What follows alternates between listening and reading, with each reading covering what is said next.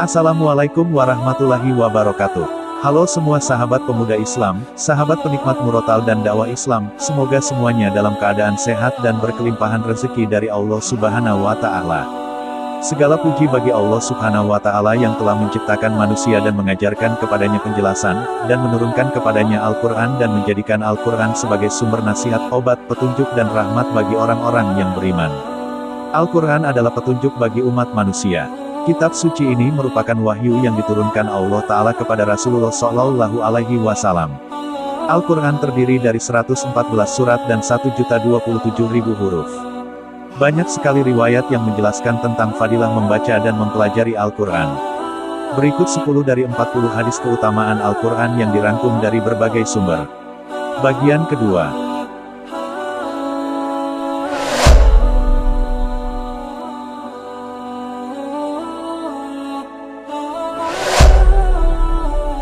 Hadis yang ke-11, dari Mu'az al-Juhani radhiyallahu anhu, berkata bahwa Rasulullah Shallallahu Alaihi Wasallam bersabda, "Barang siapa membaca Al-Quran dan mengamalkan apa yang terkandung di dalamnya, maka kedua orang tuanya akan dipakaikan mahkota pada hari kiamat, yang cahayanya lebih terang daripada cahaya matahari. Seandainya berada di rumah-rumah kalian di dunia ini, maka bagaimana menurut perkiraan kalian mengenai orang-orang yang mengamalkannya?"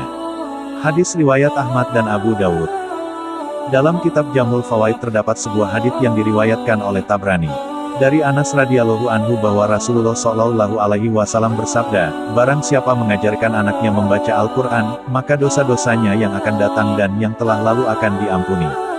Dan barang siapa yang mengajarkan Al-Quran pada anaknya sehingga menjadi hafiz Al-Quran, maka pada hari kiamat ia akan dibangkitkan dengan wajah yang bercahaya, seperti cahaya bulan purnama. Dan dikatakan kepada anaknya, mulailah membaca Al-Quran. Ketika anaknya mulai membaca satu ayat Al-Quran, maka orang tuanya dinaikkan satu derajat. Demikian terus ditinggikan derajatnya hingga tamat bacaannya."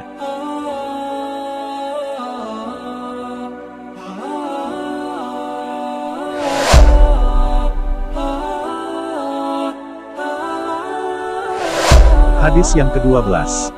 Dari Uqbah bin Amir radhiyallahu anhu berkata bahwa Rasulullah Shallallahu Alaihi Wasallam bersabda, "Jika Al-Quran dijadikan ke dalam kulit kemudian dilemparkan ke dalam api, niscaya tidak akan terbakar." Hadis riwayat Ad-Darami. Ada dua pendapat dari para ahli hadits mengenai maksud hadits ini. Sebagian berpendapat bahwa kulit yang dimaksud adalah kulit secara umum, yaitu kulit binatang. Dan api adalah api dunia ini. Hal ini menunjukkan mukjizat khusus pada zaman Nabi Shallallahu Alaihi Wasallam, sebagaimana mukjizat para Nabi alaihi salam terdahulu. Sebagian lagi berpendapat bahwa maksud kulit adalah kulit manusia, dan maksud api adalah api neraka. Menurut pemahaman ini, maka hadits ini berlaku secara umum, tidak terbatas pada waktu tertentu. Jadi, jika seorang hafiz Al-Quran disebabkan dosa-dosanya dilemparkan ke neraka, maka api neraka tidak akan membakarnya. Riwayat lain menyebutkan bahwa api neraka menyentuhnya pun tidak. Dalam Syarhus Sunnah, Mula Al-Qori rahimakumullah, mengutip sebuah riwayat dari Abu Umamah radhiyallahu anhu yang memperkuat hadis ini, yaitu, "Selalulah menghafal Al-Quran, karena Allah tidak akan menyiksa hati yang menyimpan Al-Quran." Hadis ini sangat jelas dan merupakan suatu ketentuan. Oleh sebab itu, mereka menganggap bahwa menghafal Al-Quran adalah sia-sia, maka demi Allah, hendaknya mereka merenungkan fadilah menghafal Al-Quran dalam hadis ini. Satu fadilah ini saja sudah cukup bagi seseorang untuk menyerahkan jiwa raganya demi menghafal Al-Quran, karena siapakah orang yang tidak berdosa dan siapakah yang dapat memastikan bahwa ia akan terhindar dari neraka.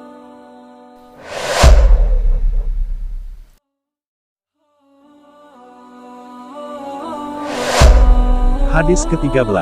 Dari Ali karamallahu wajhah, ia berkata bahwa Rasulullah Shallallahu Alaihi Wasallam bersabda, "Barang siapa membaca Al-Quran dan menghafalnya, lalu menghalalkan apa yang dihalalkannya, dan mengharamkan apa yang diharamkannya, maka Allah Subhanahu wa Ta'ala akan memasukkannya ke dalam surga, dan Allah menjaminnya untuk memberi syafaat kepada 10 orang keluarganya, yang kesemuanya telah diwajibkan masuk neraka."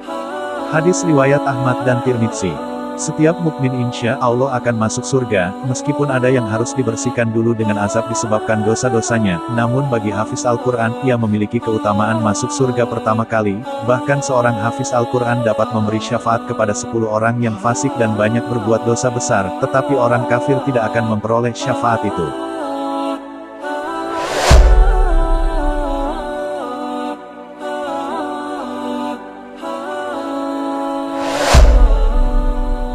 Hadis ke-14. Dari Abu Hurairah radhiyallahu anhu, berkata, bahwa Rasulullah shallallahu alaihi wasallam bersabda, pelajarilah Al-Quran dan bacalah, karena sesungguhnya perumpamaan Al-Quran bagi orang yang mempelajarinya, lalu membacanya dan mengamalkannya adalah seperti sebuah wadah terbuka yang penuh dengan kasturi.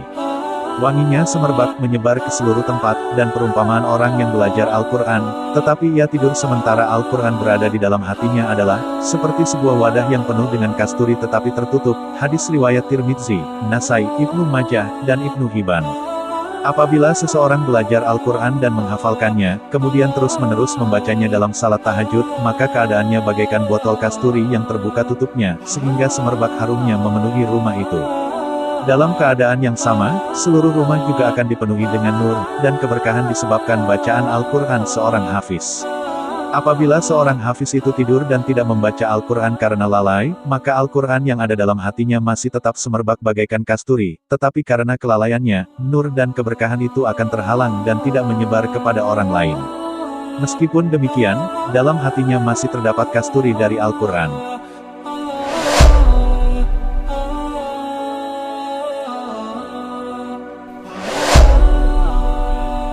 Hadis ke-15. Dari Abdullah bin Abbas rahimakumullah, berkata bahwa Rasulullah shallallahu alaihi wasallam bersabda, sesungguhnya seorang yang tidak ada sedikit pun Al-Quran di dalam hatinya adalah seperti rumah kosong. Hadis riwayat Tirmidzi. Perumpamaan rumah kosong itu mengandung maksud yang halus, sebagaimana ungkapan peribahasa otak manusia yang tidak bekerja adalah tempat setan bekerja. Demikian juga hati yang kosong dari kalamullah akan banyak dipengaruhi oleh setan. Hadis ini menyatakan betapa pentingnya menghafal Al-Quran, sehingga hati yang tidak menyimpan kalamullah telah diumpamakan seperti rumah kosong. Abu Hurairah radhiyallahu anhu berkata, rumah yang di dalamnya terdapat bacaan Al-Quran, maka keluarga serta kerabatnya akan bertambah dan keberkahan serta kebaikan akan memenuhi ahli rumah tersebut. Malaikat akan turun memenuhi rumah itu, dan setan akan keluar darinya. Sebaliknya, rumah yang di dalamnya tidak dibacakan Al-Quran, maka akan diliputi oleh kesempitan dan ketidakberkahan. Malaikat akan keluar dari rumah itu, dan setan akan memenuhi rumah itu.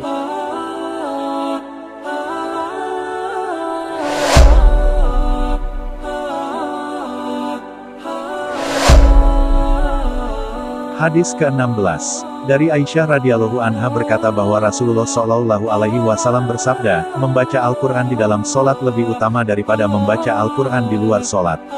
Membaca Al-Quran di luar solat lebih utama daripada tasbih dan takbir. Tasbih lebih utama daripada sedekah.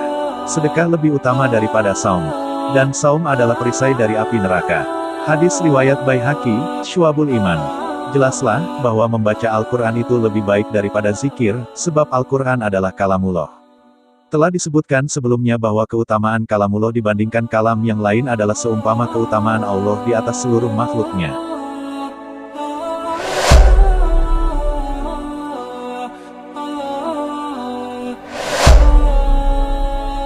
Hadis ke-17. Dari Abu Hurairah radhiyallahu anhu berkata, bahwa Rasulullah shallallahu alaihi wasallam bertanya kepada kami, sukakah salah seorang di antara kalian apabila kembali ke rumahnya mendapati 3 ekor unta betina yang hamil dan gemuk?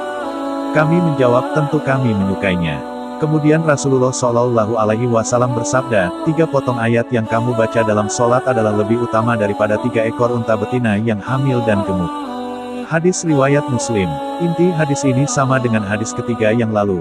Hadis ini kembali menegaskan bahwa Al-Quran yang dibaca ketika sholat adalah lebih baik daripada yang dibaca di luar sholat.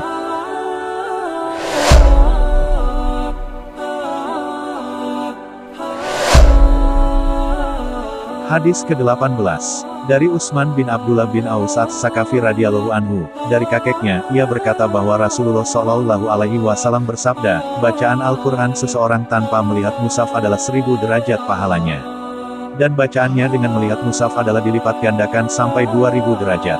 Hadis riwayat Baihaqi, Syu'abul Iman.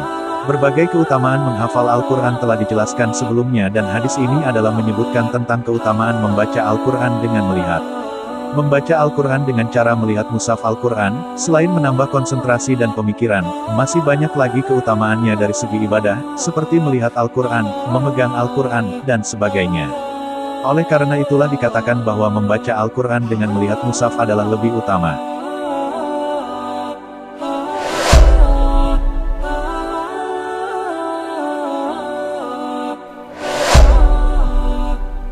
Hadis ke-19. Dari Abdullah bin Umar radhiyallahu anhum berkata, bahwa Rasulullah shallallahu alaihi wasallam bersabda, sesungguhnya hati ini dapat berkarat sebagaimana berkaratnya besi bila terkena air. Beliau ditanya, wahai Rasulullah, bagaimana cara membersihkannya? Rasulullah shallallahu alaihi wasallam bersabda, memperbanyak mengingat maut dan membaca Al-Quran. Hadis riwayat Baihaqi. Rasulullah shallallahu alaihi wasallam bersabda, aku tinggalkan pada kalian dua nasihat.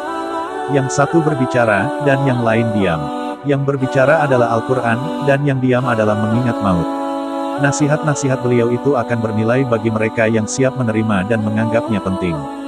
Sedangkan bagi mereka yang menilai bahwa agama itu tidak berharga dan hanya menghalangi kemajuan, tentu ia tidak akan memperdulikan nasihat tersebut, apalagi mengamalkannya.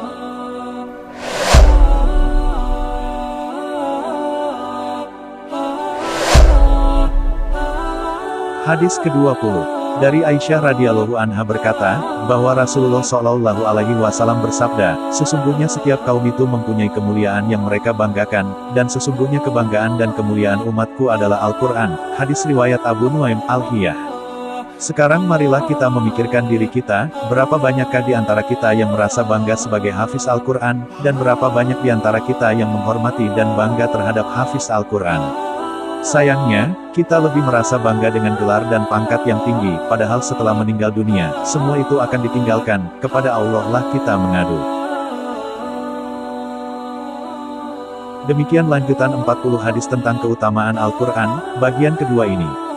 Semoga video ini dapat menambah keimanan dan keinginan kita untuk lebih mencintai kalamullah yaitu Al-Quran Nur Karim. Jangan lupa untuk subscribe dan aktifkan tombol lonceng untuk update video-video terbaru tentang Islam. Sampai jumpa pada video selanjutnya. Assalamualaikum warahmatullahi wabarakatuh.